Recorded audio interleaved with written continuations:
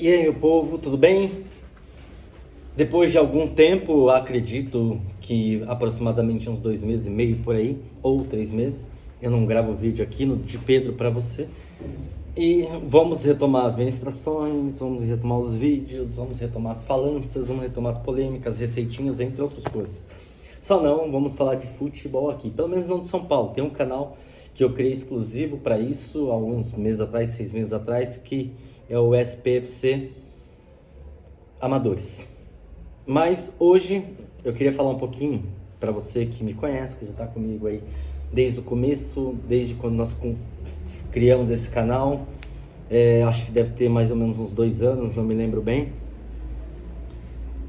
E que tá lá desde o começo, curtindo, compartilhando, tal, e é legal. Às vezes eu recebo comentários nas minhas outras redes, porque a pessoa fala que não quer comentar no vídeo. Poxa, mas se você não comenta no vídeo, não dá engajamento.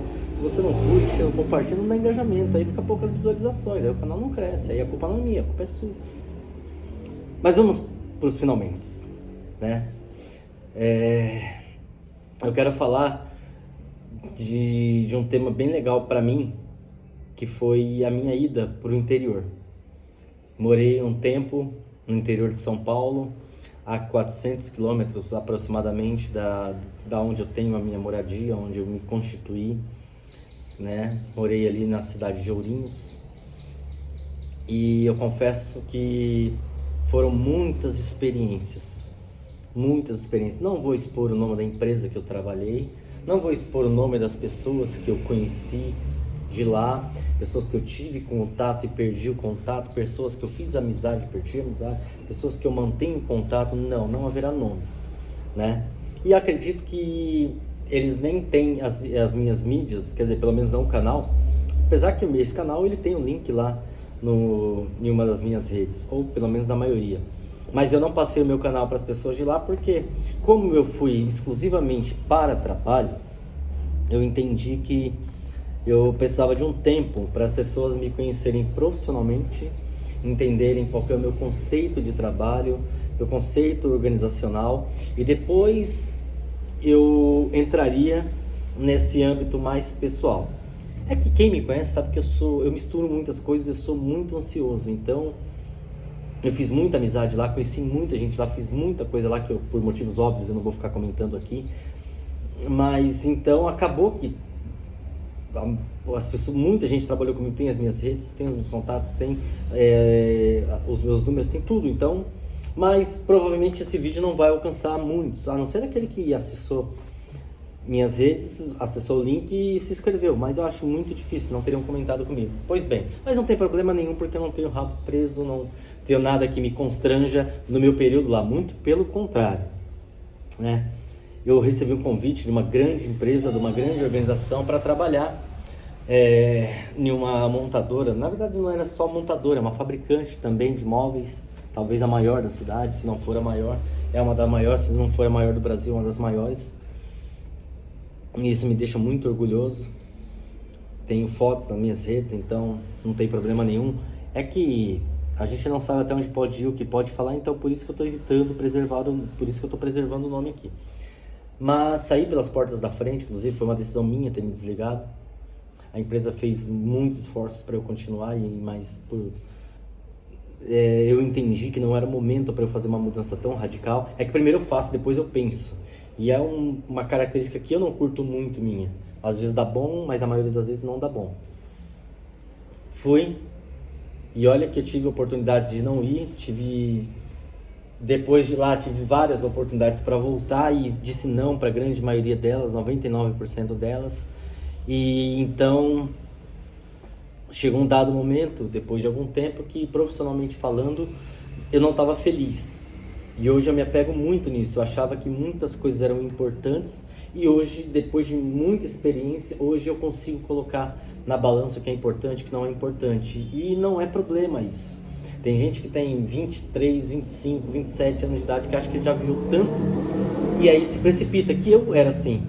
Hoje eu tenho bastante tempo de vida, bastante idade e não acho que eu já tenho toda a experiência que eu preciso, mas profissionalmente eu já tenho uma bagagem legal para tomar algumas decisões e tomei a de voltar. Quando eu saí de São Paulo, eu estava empregado. Quando eu fui para o interior, eu estava empregado. Recebi, pelo menos, pela minha contagem, pelo menos de 6 a 7 oportunidades muito boas de voltar. E não voltei por conta disso. Mas é óbvio que a gente precisa trabalhar, é fato. E quando eu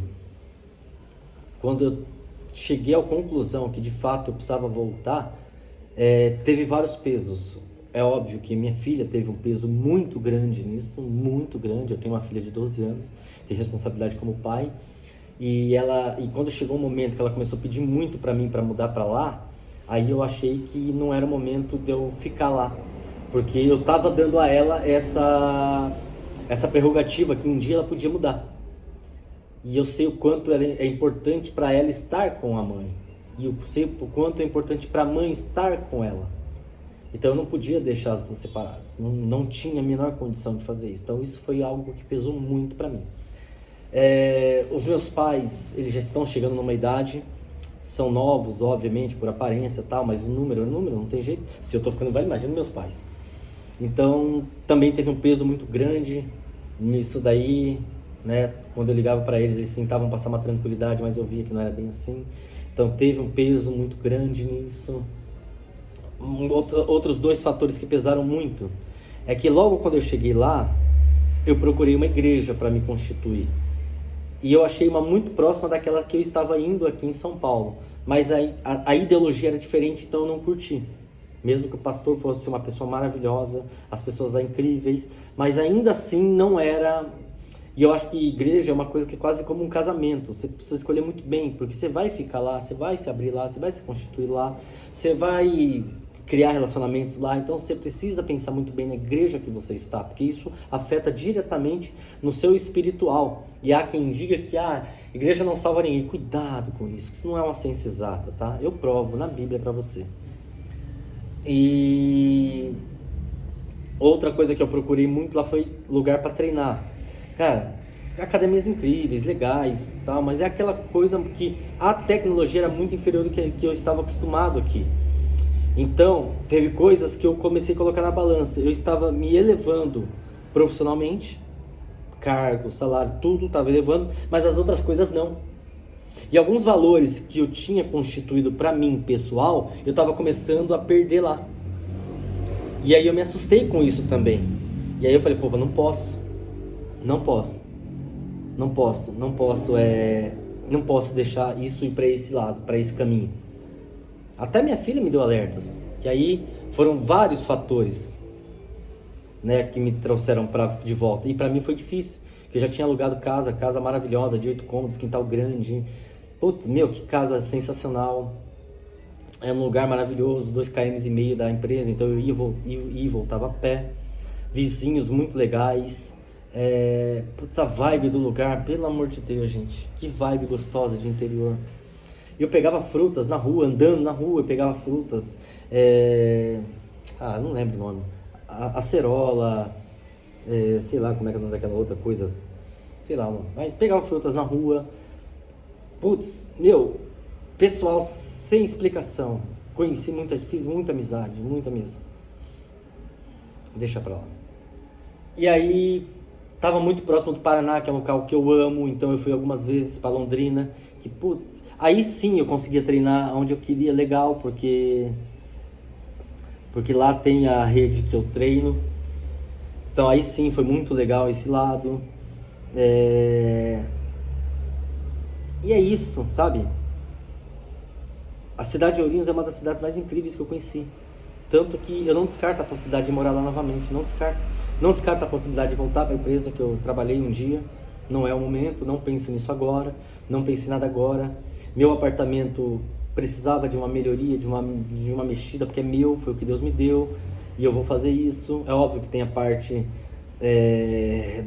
da minha ex, que ela tem total direito, nunca privei ela de nada e não vou privar, tanto que existe uma chance muito grande de eu comprar a parte dela ou vender para que ela também tenha a vida dela e tal, mas eu não quero entrar nessas coisas porque eu não quero criar polêmicas aqui.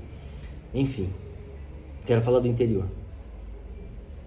locais muito acessíveis, tudo acessível para tudo. Essa mística de que isso não tem no interior, isso não tem tudo. Até no meu último dia que eu fui lá com o proprietário da casa que eu aluguei, eu fiquei muito bravo com ele, porque tinha uma feirinha lá que era muito parecida com a 25 de março aqui. Praticamente as coisas que eles tinham lá é que traziam daqui. Então foi muito legal, porque eu curto essas coisas de ir nesses negócios. Tem aqui na minha cidade a feirinha do povo, sei lá como é que é o nome, shopping do povo, coisa assim, que as coisas são muito acessíveis. Eu gosto, eu não ligo para esse negócio de marca, essas coisas. Tinha tudo isso lá, barzinhos maravilhosos, toda sexta-feira, sábado, domingo, tinha muito isso. Domingo era um pouco mais devagar, porque era mais reservado às famílias, mas domingo era muito gostoso lá. Fui em cachoeira, fui em barzinhos, fui em igreja, fui em academia, fiz muita coisa lá, muita coisa mesmo. Assim, como eu não posso citar nomes, mas pessoas vão entender se chegar esse vídeo até elas. Conheci pessoas que é assustador o que a pessoa pode ser boa e o que as pessoas podem ser boas e ter o coração generoso e bom, mas eu também descobri um lado das pessoas que um dia eu tinha falado para uma pessoa muito querida minha que eu estava tendo fobia de gente, medo de gente, até onde o ser humano podia chegar. E eu experimentei um pouco disso lá, aonde o ser humano pode chegar. E isso me assustou, e eu estava longe de pessoas que eu amo, pessoas que me amam, e tem hora que isso faz falta, isso pesa. Entendeu? Infraestrutura lá tem de tudo, acessibilidade de tudo. Tanto que eu vendi tudo que eu tinha aqui, praticamente motos, entre outras coisas, carros, tudo para comprar lá. Só que o preço lá é muito superior ao daqui, né? Parte mecânica das coisas é inferior, é difícil você achar essas coisas. Cara, para eu achar uma farmácia eu tinha que andar muito, para eu achar um depósito de construção eu tinha que andar muito. Aqui onde eu moro, eu atravesso a rua, tem. Se eu ligar para qualquer número, 10 farmácias, tem remédio aqui. Então isso pesou também.